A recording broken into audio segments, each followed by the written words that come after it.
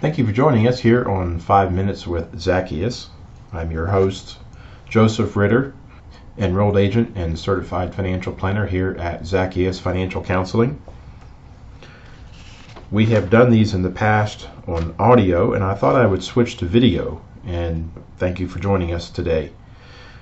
In 5 Minutes with Zacchaeus, we try to look at some scripture lessons and keep it short. And in the last few weeks, I have been thinking about how the Lord ordinarily provides.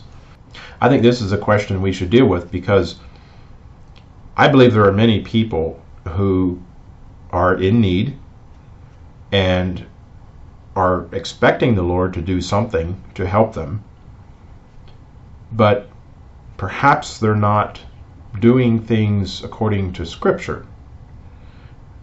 Or they're waiting for the Lord to do something that we don't necessarily find in Scripture. So I think it's important for us to go back to the Bible and see if we need the Lord to intervene in our situation, whether it be financially or provide some tangible resources. How does the Lord ordinarily provide? And if we don't get this right, if we wait for the Lord to intervene and we don't follow the pattern that He's given us in Scripture, perhaps the Lord will not intervene, and then we will begin to doubt. Is the Lord even going to show up at all?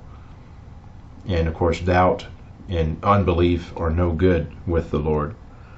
So this morning I thought I would look at a pretty easy miracle in Scripture, and this comes out of 2 Kings chapter 4, and we're going to look at the first 7 verses. And really what's happening here is a widow comes to the prophet, and she says that her husband left her with quite a bit of debt, and the creditors are coming and saying, now that your husband, your primary breadwinner, is gone, we need to collect on the debt. And the only thing she had to pay her debt was her children. So the creditors wanted to take her children and use them to pay off the debt, whether that be work it off or if they actually try to sell them into slavery. So she comes to the prophet and says, I know that you are a man of God. And we see some reference here that her husband served the prophet. I'm not sure exactly what that means, if he was a prophet himself or some kind of a priest or minister. So she has a great need, and she's not able to meet this need. She cannot do for herself what needs to be done. So the prophet says, tell me, what do you have in your house? I'm in verse 2. And she says, I have nothing in the house except a jar of oil. And then he says, go borrow vessels at large for yourself from all your neighbors, even empty vessels. Do not get a few. And you shall go in and shut the door behind you and your sons, and pour out into all these vessels, and you shall set aside what is full. So she went from him and shut the door behind her and her sons. They were bringing the vessels to her, and she poured. When the vessels were full, she said to her son, bring me another vessel. And he said to her, there is not one vessel more. And the oil stopped. And she came and told the man of God, and he said, go sell the oil and pay your debt. You and your sons can live on the rest. And what happened here? What we see in these verses is that she had a great need. She comes to a man of God. She believes in God. And she's asking the man of God, help me here. Lord, provide for our needs would basically be her prayer. And what does the prophet answer? Well, he gives her something to do. My first answer to the question, how does the Lord ordinarily provide, is the Lord provides through work. The Lord gives us something to do. We don't see very many miracles where the Lord just intervenes without requiring some kind of action on the part of the person receiving the miracle, receiving from God's hand. So here she has a jar of oil. Now, obviously, if this small jar of oil is going to pour out and it's just going to keep pouring and pouring and pouring. This is a miracle from God. So the Lord is providing here. But what does she pour into? The prophet does not pray down a miracle and magically land 10 large vessels in her living room. She's given a task, and the task is a measurement of her belief. How much does she believe in God? If she does not believe in God, she might scoff and get a small vessel from her neighbor.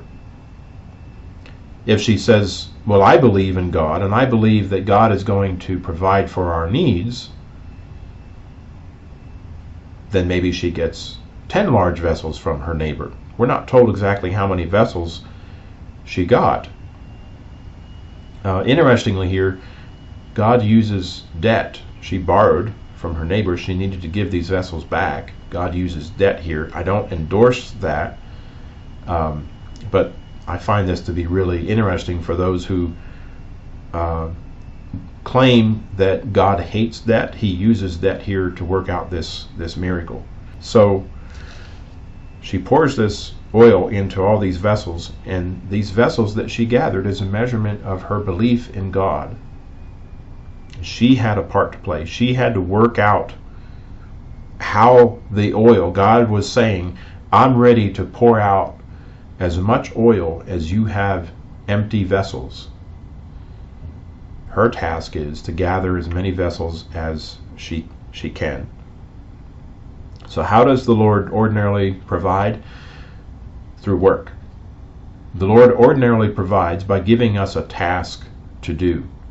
In other words, when we need God to do something because our resources fall short, then we have a part to play. God doesn't just say, I'm going to show up and wave a magic wand and all your debt's going to disappear.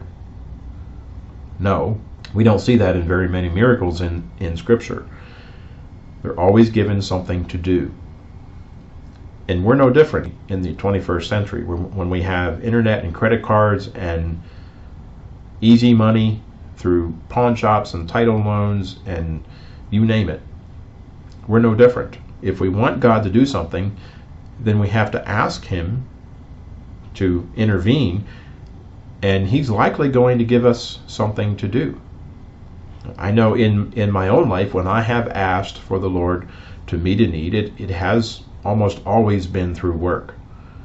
God's given me more clients to work with, or someone has come up out of the woodwork and said, I need a certain job done, something that I'm skilled in, and I'm able to do that. So how does the Lord ordinarily provide? He gives us something to do. We're part of the working out of His miracles, His providence in our own lives. That's what we see here in 2 Kings 4.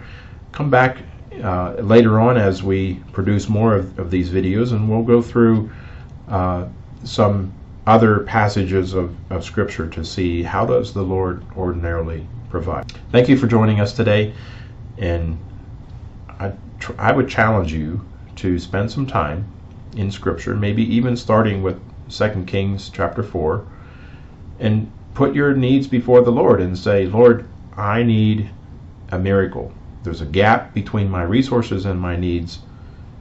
How can you provide for my needs?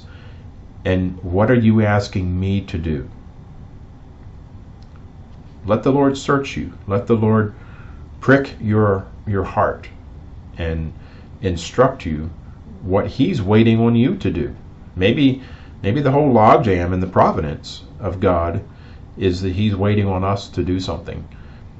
And instead, we're waiting on God to do something without us having to lift a finger. So let's let the Lord search us there. And come back and join us as we post more of these videos. Feel free to reach out to us if you have any questions. We would love to be able to chat with you. You can call us at 1-866-862-2220 or look us up online, zacchaeusfinancial.org. Thank you.